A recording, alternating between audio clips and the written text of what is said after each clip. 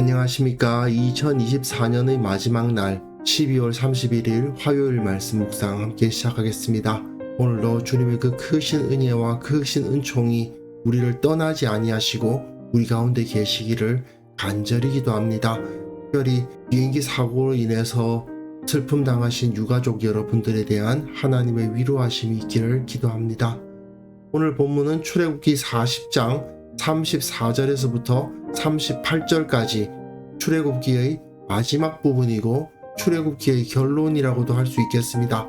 오늘 본문을 통해서 주님께서 왜 이들을 애굽에서 이끌어내셨고 시내산에서 언약을 맺으셨고 그리고 성막을 만들게 하셨는지를 생각해보는 시간 되었으면 좋겠습니다. 그럼 먼저 말씀 보시겠습니다. 구름이 회막에 덮이고 여호와의 영광이 성막에 충만하매 모세가 회막에 들어갈 수 없었으니 이는 구름이 회막 위에 덮이고 여호와의 영광이 성막에 충만함이었으며 구름이 성막 위에서 떠오를 때에는 이스라엘 자손이 그 모든 행진하는 길에 앞으로 나아갔고 구름이 떠오르지 않을 때에는 떠오르는 날까지 나아가지 아니하였으며 낮에는 여호와의 구름이 성막 위에 있고 밤에는 불이 그 구름 가운데에 있음을 이스라엘의 온 족속이 그 모든 행진하는 길에서 그들의 눈으로 보았더라.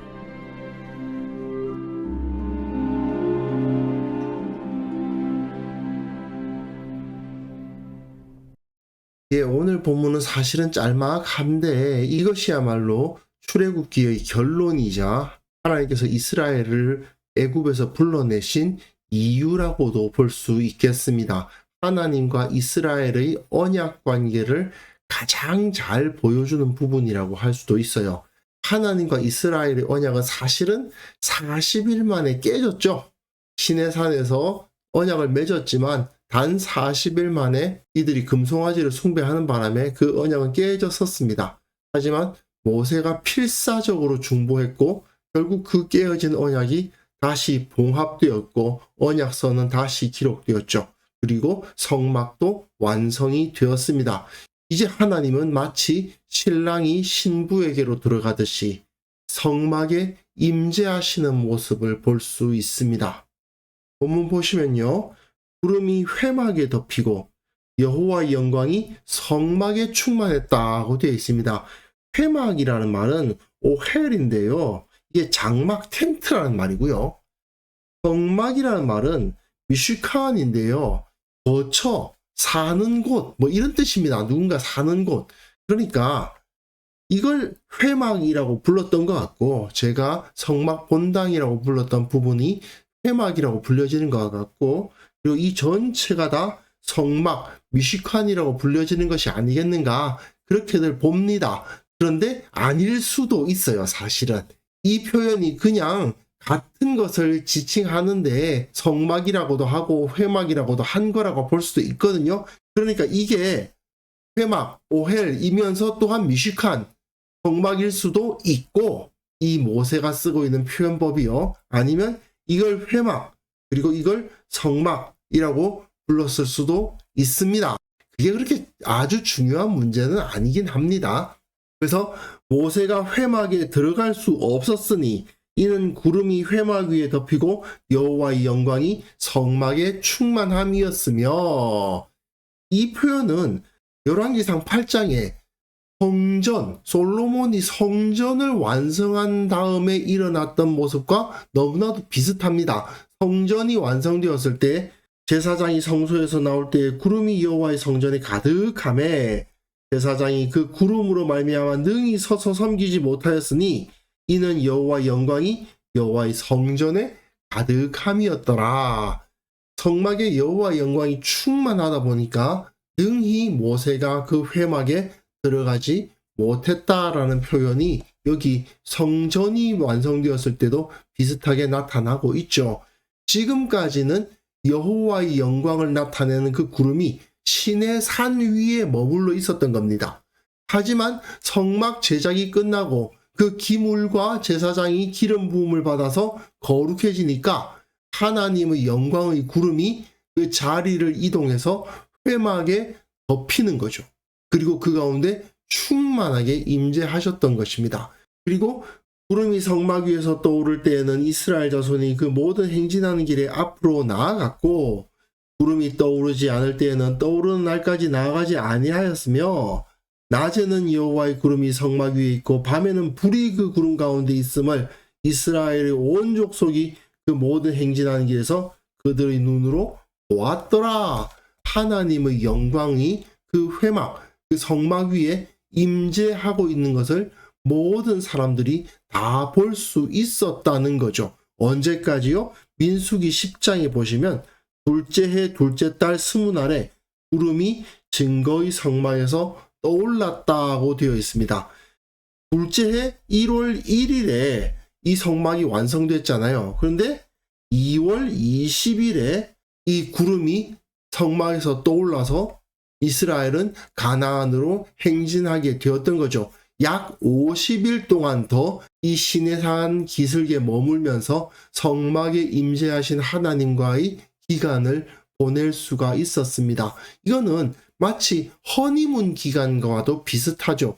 하나님과 이스라엘이 언약을 맺고 함께 살기로 했는데 그만 이들이 바람을 피우는 바람에 금송아지 숭배를 해서 바람을 피운 거죠. 그래서 그 언약이 깨졌다가 모세가 그 앞에 나아가서 어떻게든 이 문제를 봉합을 해가지고 다시 그 함께 살 집 성막이 지어지고 하나님이 그 가운데 들어오시고 이스라엘과 함께 허니문 기간 50일 정도를 보내실 수 있게 되었다라는 것을 여기서 알 수 있게 됩니다. 그리고 무엇보다도 하나님의 인도하심을 받았다는 것이 여기서 잘 나타나죠. 하나님의 영광의 구름이 그들 가운데 있을 때에는 그들은 가만히 있고 떠오르면 이들이 다시 일어납니다. 하나님이 일어나시면 이스라엘도 일어나고 하나님이 앉으시면 이스라엘도 앉는 겁니다. 그것이 바로 하나님의 백성의 모습이었다는 거죠. 그렇다면 하나님께서 이스라엘을 왜 출애굽시키셨는가? 왜 언약을 맺으셨는가? 왜 성막을 만들게 하셨는가? 바로 그들과 함께하기 위함이었다.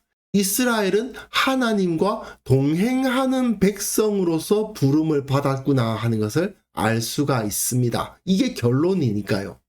하나님께서 이스라엘이 금송아지 숭배를 했을 때 너희들은 올라가라. 나는 올라가지 않는다. 그 땅 너희에게 다 줄게. 너희들이 그 가나안 땅에서 잘 먹고 살 수 있도록 해줄 테니 나는 안 가겠다. 그렇게 말씀하셨을 때 이들이 모든 장신구를 버리고 하나님 앞에 겸비하여 회개했던 모습을 우린 기억해야 됩니다. 중요한 것은 하나님과 동행하는 데 있다. 하나님과 함께 살아가는 데 있다. 이것이 가장 중요한 거죠. 그리고 우리는 이 시내산 언약보다 훨씬 더 확실하고 훨씬 더 견고한 언약 가운데 있습니다. 우리 가운데 살고 계시는 예수 그리스도의 십자가 언약 가운데 있는 것이죠.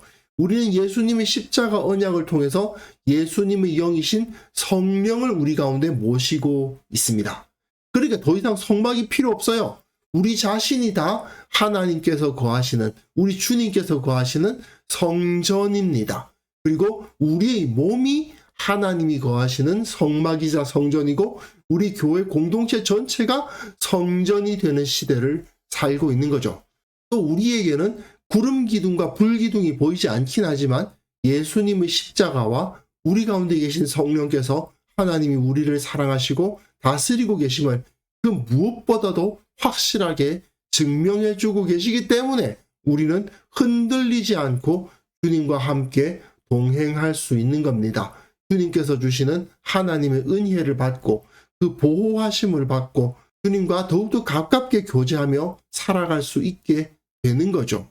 우리가 지금까지 103번에 걸쳐서 출애굽기를 묵상했지만 결국 하나님은 이렇게 나는 너희와 함께하기 원하는 하나님이다 라는 사실을 보여주기를 원하셨고 내가 너희 가운데 있기를 원한다 라고 말씀하시는 것을 우리가 깨닫게 되는 거 아니겠습니까? 근데 문제는 하나님께서 우리 가운데 계신다. 내가 주님과 동행한다는 것이 얼마나 놀랍고도 영광스러운 일인지를 깨닫지 못하는 경우가 너무나도 많은 것 같습니다. 하나님께서 우리를 모든 어려움에서 지키시고 필요를 채워주신다고 아무리 강조를 해도 그걸 못 믿어요. 세상의 직업이 또는 나의 인간관계가 나를 살린다고 생각하는 경우가 너무나도 많죠. 하지만 우리는 이제 새해가 되지 않습니까? 새해에는 이런 모습에서 벗어날 수 있기를 바랍니다. 하나님을 진실되게 섬기고 주님과 동행하기를 기뻐하는 자가 되어야 되겠습니다. 그래서 새해에는 마치 부부가 언약을 맺고 하나가 되어서 함께 거하듯이 주님과 함께 연합하여 늘 섬기고 늘 주님께서 주시는 그 복과 은혜를 누릴 수 있기를 기도합니다. 그래서 이 시간 함께 기도하실 때에는요, 내 삶의 모든 영역에서 주님의 인도하심을 얻게 하옵소서. 새해에는 더욱더 말씀과 기도로 주님과 동행하게 하옵소서. 우리 교회 가운데 하나님의 영광이 임하시는 것을 우리 모두가 느끼게 하시고 주님의 말씀으로 참으로 함께 기도하는 능력으로 온전히 모든 성도들이 바로 서게 하옵소서. 함께 기도하는 시간 가졌으면 합니다.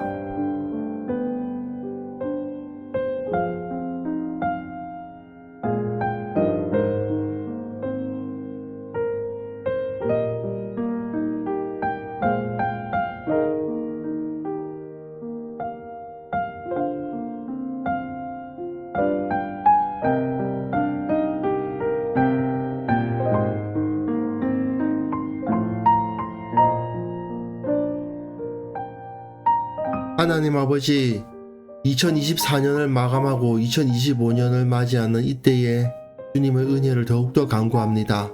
내 삶의 모든 영역에서 주님의 인도하심을 얻게 하시고 늘 말씀과 기도로 주님과 동행하는 자가 되게 하여 주옵소서. 우리 교회에 속한 모든 성도들이 주님의 영광을 바라보고 주님과 동행하고 주님으로부터 말씀을 듣고 주님 앞에 기도로 아뢰며 주님의 은혜를 받는 자들 다 될 수 있도록 은혜 베풀어 주시고 온전히 저들이 바로 서서 예수님의 모습을 드러내는 그런 성도들 다 될 수 있도록 도와주옵소서. 이 나라와 이 민족을 그리고 한국 교회를 위해서 기도하니 2025년에는 참으로 주님의 그 강력하신 능력을 나타내어 주셔서 무엇이 바른 길이고 무엇이 진리인지를 명확하게 보여주시고 이 땅을 이 교회를 주님의 뜻대로 이끌어 주시기를 또한 원하고 바랍니다. 아버지 하나님, 새해를 맞이하는 이때에 참으로 슬픔 당한 자들이 있사오니 주께서 저들을 찾아가 주시고 위로하여 주시고 참으로 인간의 능력으로서는 저들을 위로할 수 없으나 주님께서 주시는 그 위로하심이 가운데 있게 하여 주옵소서. 아버지, 2024년의 마지막 날을 살아갈 때에 주님을 더욱더 기억하게 하시며 오늘 또한 교회마다 모여서 주님을 예배하는 교회가 많을 터인데 그 가운데 주님의 역사하심을 능력을 새로운 비전을 보여주옵소서. 감사드리옵고 예수님의 이름으로 기도합니다. 아멘.